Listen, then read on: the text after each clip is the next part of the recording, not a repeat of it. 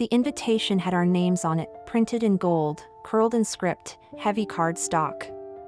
Elegant. Traditional. Approved by his mother, it looked like something permanent, a declaration. A promise.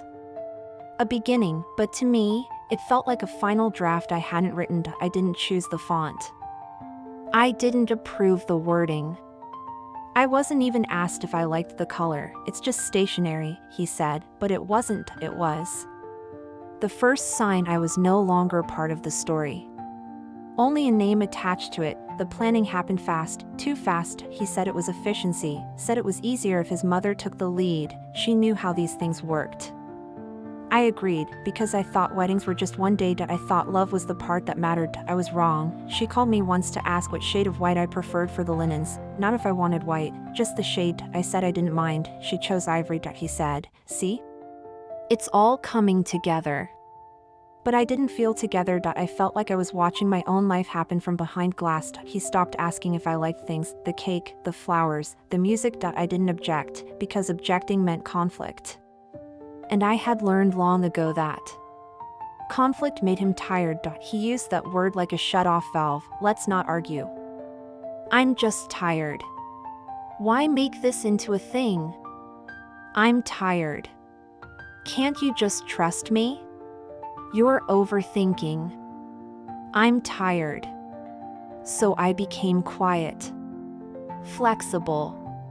Careful. Then came the guest list. We sat on the couch with a spreadsheet open, his laptop on his knees. He scrolled through names with clinical ease. Family. Friends.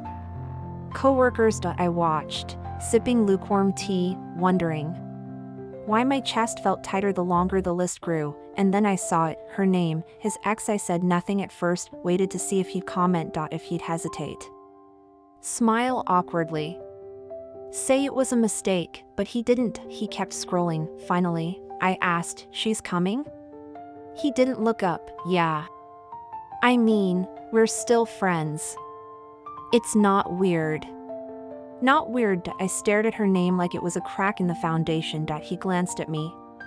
Noticed my silence. Don't overreact, he said. It's just a wedding. Just a wedding. The words echoed, louder than they were said. Not a celebration. Not a vow. Not a symbol of union. Just a wedding. I asked where she'd be seated. He tapped a few keys, then turned the screen toward me. Table 4. Our table. My table. He smiled. She'll be next to Jordan. You like Jordan? As if that softened anything. I asked why. He shrugged. She's part of the group. It would be weird to exclude her. Weird to exclude the woman he used to love. Not weird to seat her beside his future wife. I didn't speak again that night. Didn't cry. Didn't fight. I went to bed early, turned off the light, and stared at the ceiling for hours, counting down the days to a ceremony I no longer felt invited to. The table had 12 seats. Gold-rimmed place cards. Floral centerpieces his mother said were timeless. Crystal glasses I didn't choose. Chairs that matched the linens, not the people, and one seat reserved for someone who should have been in the past. He said it made sense, said she was part of the group, like that was a title, like I was being unreasonable for not embracing the ensemble. He made it sound strategic. Diplomatic. We all moved on. You're the one I'm marrying. As if marriage was a trophy. A finish line. A reward for patience, not love. I asked again, quietly. Does she know where she's sitting? He said yes, said she laughed, said she hoped we play that old Bruno Mars song again. Our song, the one from our third date. The one we danced to in the kitchen barefoot, the one he said reminded him of me. Now it reminded her of him. The details of the wedding started blurring. I couldn't remember which flower arrangements we agreed on. Couldn't recall the final seating for the second tier of guests. Couldn't remember how I was supposed to smile when I saw her in a dress that didn't belong to her, at a table that wasn't hers. Or maybe it was because I couldn't shake the feeling that every space I stepped into had already been shaped by someone else. I asked my maid of honor, my only real friend in this whole ordeal, if I was being dramatic. She hesitated, too long, then said, I mean, It is weird. But maybe he just doesn't think about it the way you do.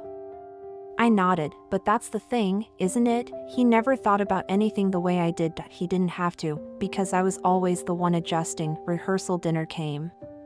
Her RSVP was already confirmed. She would be there. Wearing something tasteful. Probably hugging his mother like they still shared memories I never got to be part of. She'd laugh at his jokes. She'd comment on how I looked. She'd sit beside us, toast to new beginnings, and feel no shame, because she was allowed to exist freely in his world, and I was only allowed if I didn't question it. I watched him laugh that night so effortlessly, with his friends. With hers. With people I barely knew, and I realized the wedding wasn't for us. It wasn't even for him. It was for a timeline. For appearances. For a story that sounded better with me in it. As long as I stayed quiet. That night, I sat alone. On the edge of the bed, shoes still on, hair half done, and I asked myself a question that didn't have a good answer. What if this is the best it ever gets? Because if this was the beginning, what would the middle look like? What would the end require me to swallow? The next morning, I received a group message from his sister. A photo of the table set up. The gold place cards in place. Her name visible, right beside mine. I stared at it, not in shock. Not in pain. In confirmation. The table wasn't mine. It never had been. I was just assigned to it, like a formality. Like a +1 in my own life. The dress hung on the door for 3 days, wrapped in thin plastic. Pressed. Perfect. Expensive. Everyone said it was flawless. It didn't feel like mine. It felt like a costume. A role I had to wear. A white flag sewn in lace. The morning of the wedding, I woke before the alarm, not from nerves, from clarity. There was no dream to wake from, only a reality I had helped stitch. Together with silence, I made tea, sat on the floor beside the window, watched the sun rise behind the neighbor's roofline, and thought, he's probably still asleep. Still confident. Still unaware. Still smiling in dreams where everything plays out as planned. I didn't cry. I expected to, expected some moment of collapse. Some shaking hands.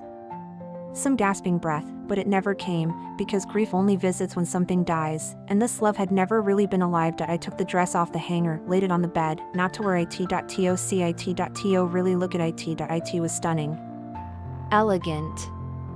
Fitted to someone who was supposed to feel chosen, but I didn't. I felt appointed, like a figure in a painting that someone else had signed. I didn't tear the dress, that would be too loud. I unraveled it, thread by thread, starting with the hem.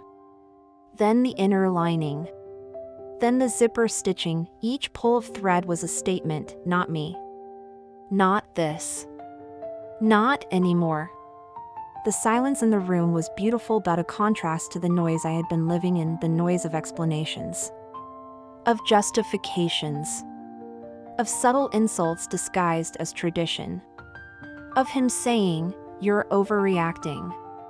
No, this was not an overreaction. This was the first accurate reaction I had ever allowed myself to have. I left the remains of the dress on the bed, carefully folded, not ruined, just unfinished, like the version of me who almost wore it. At 7:42 a.m., I turned off my phone, not airplane mode, not silent, off. I didn't need to hear his panic. His mother's rage. His sister's whispers. Her confusion. I owed them nothing, not even closure. I packed a single bag, not in a rush, just what I needed.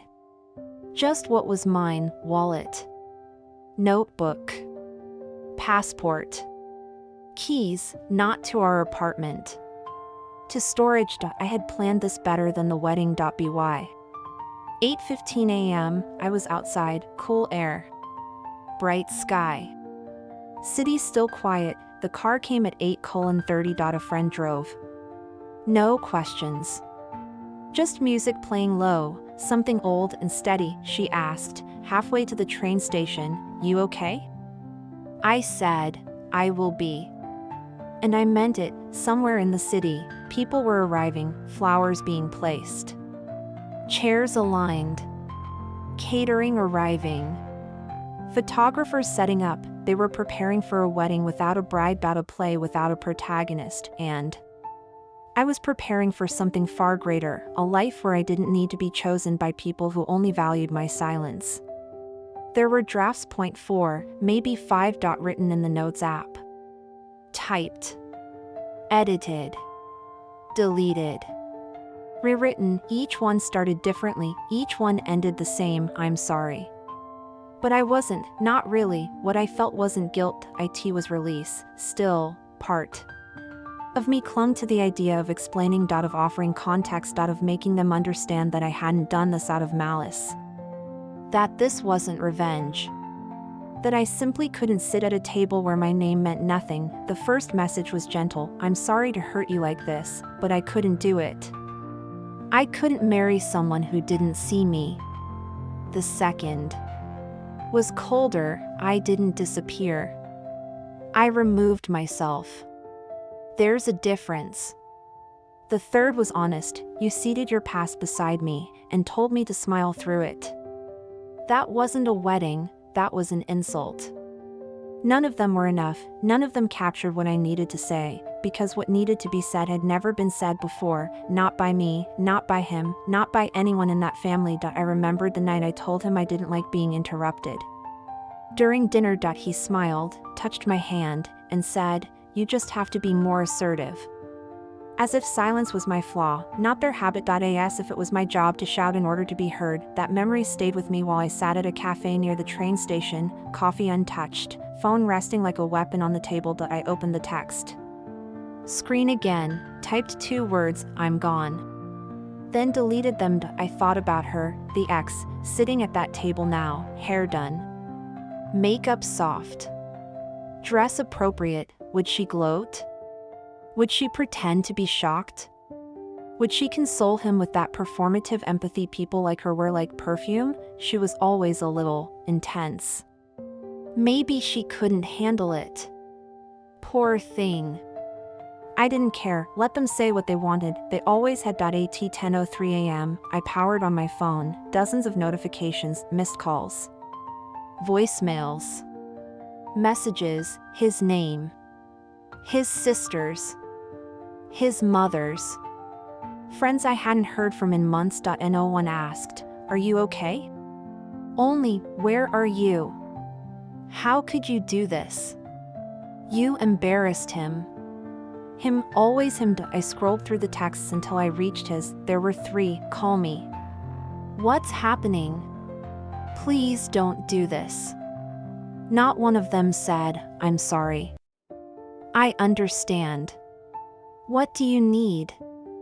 I locked the screen, put the phone in my bag, and walked away from the cafe without paying for the coffee, because some debts aren't worth settling, some stories deserve no epilogue. I had no message to send. No statement to offer. No speech to justify leaving a place I never truly entered. They said I ruined everything, the flowers, the food, the seating, the illusion. They didn't use that word, but I could feel it in every message, every voicemail, every pause, disappointment disguised as concern.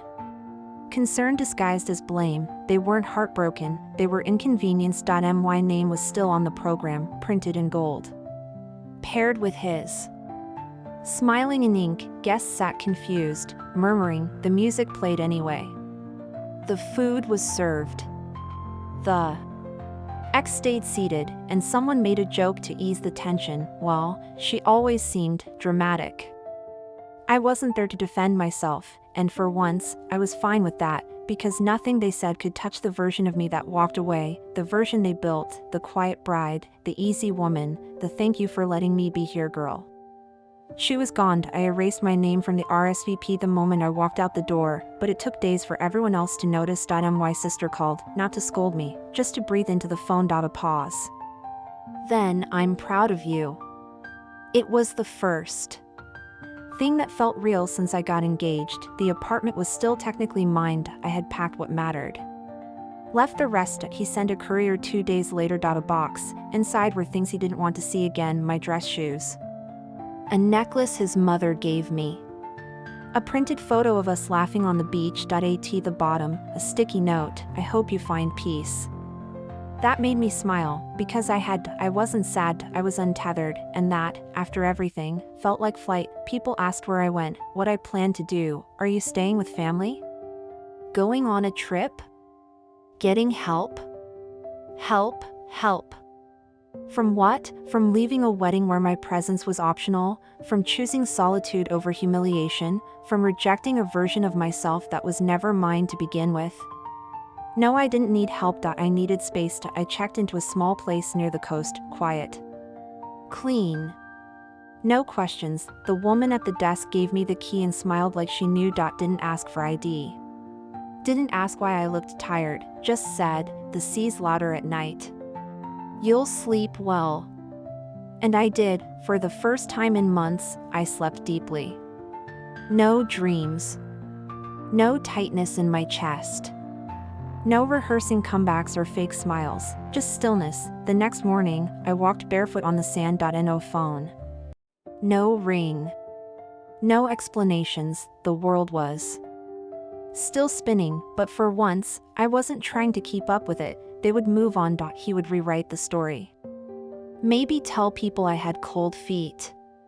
Maybe say I was unstable, but I didn't care. Let the version of me in his world ruptured. I had no interest in rescuing her. I wasn't the bride, I wasn't the runaway. I was something else now, something freer. People keep asking, why didn't you show up?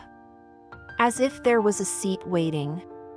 As if my name was written in ink and not in pencil, waiting to be erased the moment I spoke too loud, wanted too much, took up more space than they were willing to give. But the truth is simple. I was never really invited. I was included out of convenience. Out of tradition. Out of timing, not out of love, certainly not out of reverence. They say I left him, that I humiliated him, that I could have handled it better, but no one asks how many times I swallowed my voice before I walked out. And no one wants to hear about the nights I stared at the ceiling, wondering if it would always feel like this, like I was renting space in someone else's dream. Let them tell the story their way. Let them say I ran. Let them turn my silence into scandal. I'm done correcting versions of me I never agreed to be. The wedding happened, without a bride. Without a vow. Without truth. The photos were staged. The food was served. And the table I was meant to sit at stood uneven, one chair empty, one place card left untouched. That seat was never mine. I too was a placeholder, just like I had been. I walked away before I became a shadow in my own life, before I allowed one more person to speak over me and call it love.